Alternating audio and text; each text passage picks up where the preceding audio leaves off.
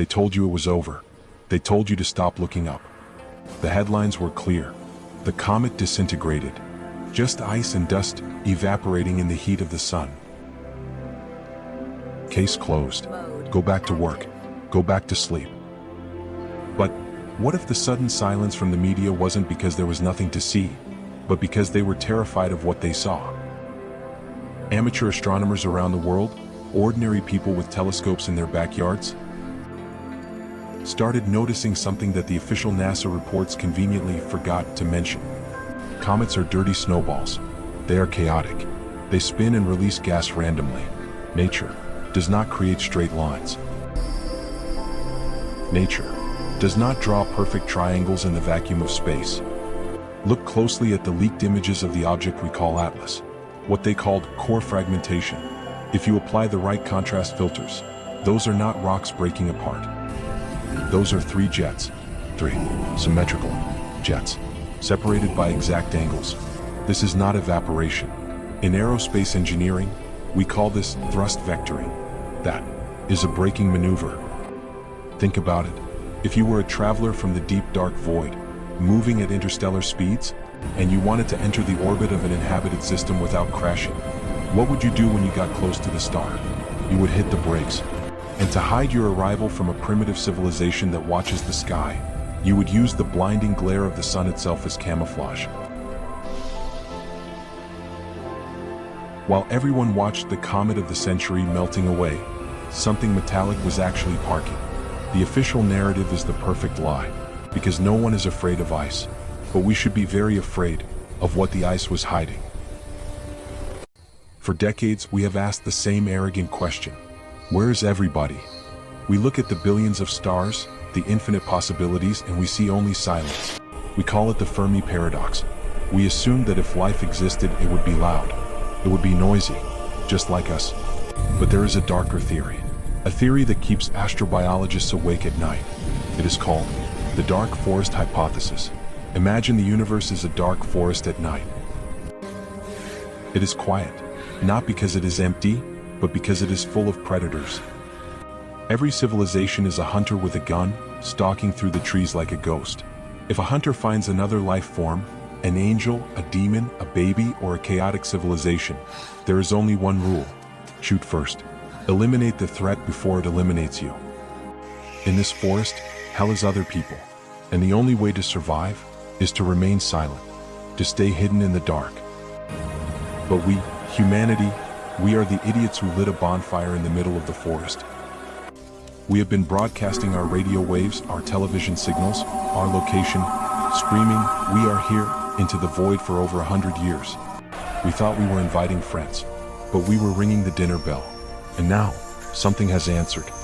The Object 3I, the so-called Atlas comet, fits the profile of a scout, or worse, a hunter. Think about the anomaly again. The non-gravitational acceleration. The jets that look like stabilizers. Why would a rock speed up and then slow down? Why would it break apart right at the point of maximum visibility? Because deception is the first rule of warfare. If you analyze the trajectory reported by independent observatories, Atlas didn't just fall into the sun's gravity well. It used the sun. It used the gravitational slingshot not to leave, but to correct its course, to align itself with Earth's orbital plane.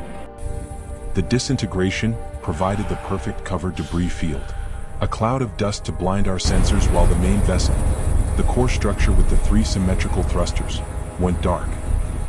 They are not just passing through. They have stopped. They are sitting in the dark right on our doorstep, watching, listening to our broadcast, learning our weaknesses. We assumed the silence of space meant we were alone. We were wrong. The silence was there to protect us, and we just broke it. To understand the true scale of the threat, we must look at the data that was suppressed. 3 days before the Atlas object supposedly disintegrated, the James Webb Space Telescope was reoriented. The official schedule said it was looking at a distant nebula, but leaked telemetry logs confirm it was pointed directly at the comet inside our solar system. What the golden eye saw defies every model of natural formation. We are not talking about a rock. Based on the infrared heat signatures, the object has a cold, metallic shell, but a pulsating high-energy core. The images show a structure that is roughly 5 kilometers long. It is not aerodynamic because in space you don't need to be. It is brutalist. A massive, jagged spearhead designed to pierce the cosmic dust. The most terrifying detail is not the size. It is the temperature. Comets warm up as they approach the sun. Their surface should be boiling. But the spectral analysis of Atlas shows that its surface temperature is near absolute zero. This is impossible for a natural object near the sun unless it is shielded.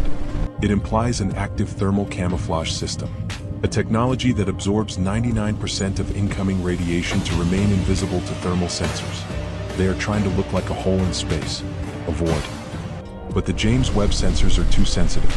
They picked up the bleed, small, rhythmic venting of ionized gas, like a machine breathing. This confirms the dark forest theory. A natural comet screams as it dies. This object is holding its breath. We are looking at a vessel capable of interstellar travel, currently sitting in a gravity-locked orbit, hiding behind the glare of our own star, waiting for the command. So we have a mothership parked near the sun, hiding in the glare. But if they are hunters, why stay so far away? Because they don't need to bring the main ship to Earth. They just needed to deliver the payload. Remember the official story? The comet fragmented. NASA said millions of pieces of debris were released into the inner solar system. They told us to expect spectacular meteor showers. They were telling us the truth, but context is everything. In the last few weeks, reports of green fireballs have skyrocketed across the globe. From the coast of Brazil to the forests of Siberia, people are seeing bright, silent streaks of light cutting through the sky. A natural meteor burns up because of friction. It explodes randomly. It creates a sonic boom. But these new fireballs, they are silent. Radar data from civil aviation shows objects entering the atmosphere at Mach 20, but then, something impossible happens. At roughly 30,000 feet, they slow down. They don't impact. They don't crash. They stabilize. The debris field of Atlas wasn't dust. It was a swarm. Think of it as a biological infection. The comet was just the needle. The fragments are the virus being injected into our ecosystem. We are looking at thousands of autonomous probes, small, efficient, searching. Where are they going? The Navy reports unidentifiable acoustic anomalies in the deep ocean. Hikers report humming sounds in remote mountain ranges. They are digging in. They are hiding in the places we don't look. This creates a terrifying picture. The hunter in orbit is the commander. The swarm on Earth are the soldiers. And right now, they are not attacking.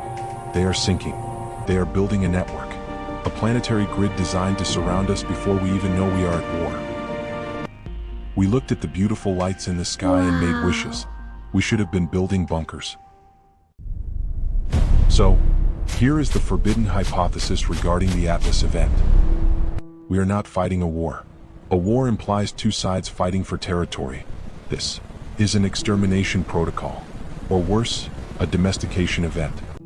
The mothership near the sun is the shepherd.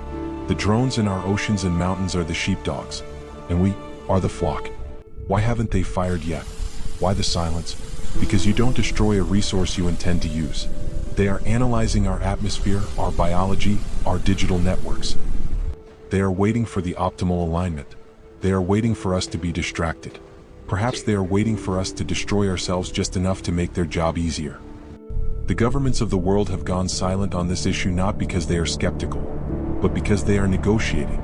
They are trying to find a way to survive the transition. They know the ownership of this planet has already changed hands. The deed to Earth was signed the moment those 3 jets fired in the darkness of space. From now on, pay attention to the silence. If the birds stop singing, run. If the internet goes dark, hide. If you see a new star in the sky that wasn't there yesterday, do not look at it. The Comet Atlas was a lie. The debris was a lie. The safety you feel in your home is a lie. We are no longer the apex predators of this world. We are just tenants awaiting eviction. Keep your eyes open. Question the official narrative. And remember, in a dark forest, the only thing louder than a scream is the silence that follows it. This is forbidden hypothesis. Wake up!